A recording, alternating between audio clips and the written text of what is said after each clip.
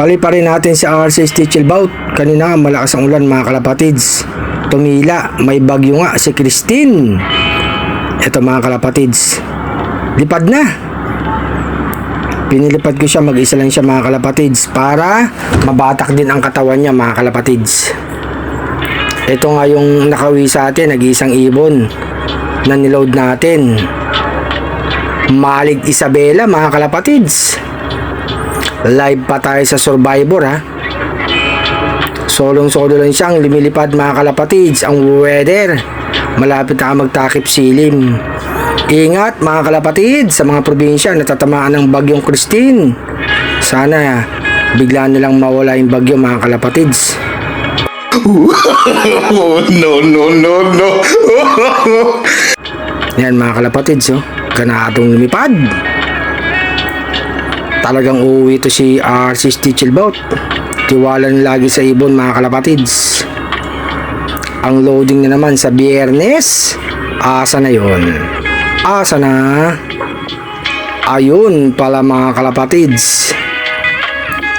Sige, magbata ka ng katawan mo. Kailangan yan mga kalapatids. Kasi nga ang derby mga kalapatids, magti 300 kilometers na. Kaya kailangan talagang parondahin natin ng parondahin to si RC Stichelbout. Yan, ikot pa rin mamaya. Bababa na yan. Lagyan natin ng pagkain doon para makain na rin yung pares niya mga kalapatids. Paikot-ikot lang siya dito sa loop natin. Sige RC Stichelbout, lipad ka lang dyan. Ayan na mga kalapatids, oh, mukhang bababa na. Lumapag na. Eto nga yung pares niya, binigyan ko na ng pagkain. Ayun si RC Stichelbout, nakalapag na yan mga kalapatids. Diretso pasok yan. Layo tayo ng konti, naiilang eh. Lapag na RC Stichelbout. Masaya na tayo, basta makadulo lang siya mga kalapatids.